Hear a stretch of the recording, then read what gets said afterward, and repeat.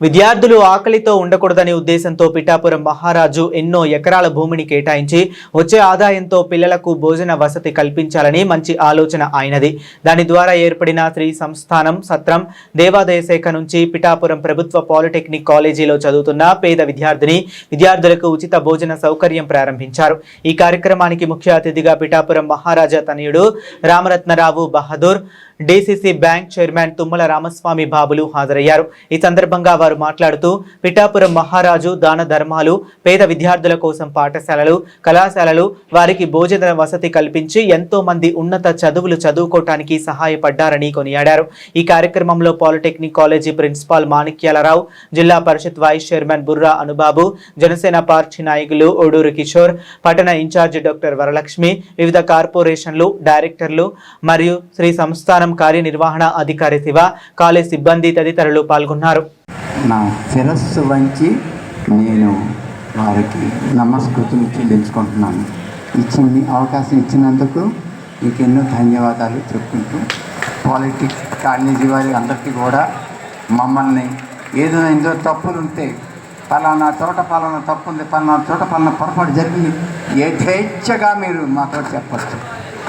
ఎందుకంటే దాంట్లో నిర్ద్వందంగా మరి యువరాజా గారు, ప్రిన్సిపాల్ పిఠాపురం ఎస్టేట్ గారికి, మన డీసీఎం పవన్ కళ్యాణ్ గారికి ముఖ్యంగా నమస్కారాలు. మా పాలిటెక్నిక్లో చేరేది నిరుపేద పిల్లలు చాలా యాక్టివ్గా, హుషారుగా, తెలివిగా ఉంటారు. కాకపోతే పేదల్లో నిరుపేదలు, వారి అవసరాలు గుర్తెరిగి వారికి భోజన సదుపాయం కలిగజేస్తామని చెప్పి ముందుకు వచ్చిన మీ అందరికీ, విజయరావు గారికి, సంస్థాన గారికి, ఊరి పెద్దలకు అందరికీ నమస్కారాలు.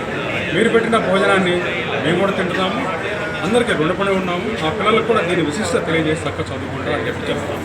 ధన్యవాదాలు.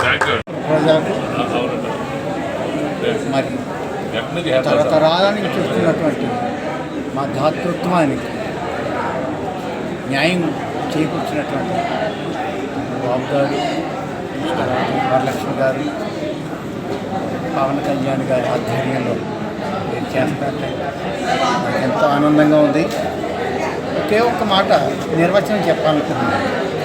తండ్రికి భోజనం పెట్టినవాడే నిజమైన తరతరాల తనయుడు. ఆ వైభవాన్ని ఇప్పటికీ అది ముందుకు తీసుకెళ్లే వాళ్ళు ఎవరు లేనప్పటికీ, ఎంతోమంది వచ్చి వెళ్ళిపోయినప్పటికీ ప్రతినిధులు రాజకీయంగా ఎవరు ఇంతేలాగా చేయలేదు.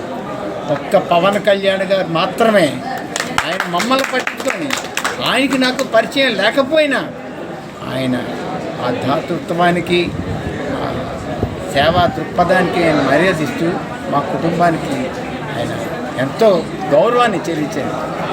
మా తనంతరం మేము కాదు, నిజమైన తనయుడు ఎవరన్నా ఉంటే ఆ మహారాజా వారి ఆశయాల్ని ముందుకు తీసుకెళ్ళి పవన్ గారు ఇంకా తదితరులు వాళ్ళకే చెందుతుందని చెప్పేసి సభాపూర్వకంగా నేను విన్నవించుకుంటున్నాను. ఇదంతా చేసినటువంటి మీ అందరికీ కూడా, మీడియా వారికి కూడా నేను నమస్కారాలు చెల్లించుకుంటున్నాను.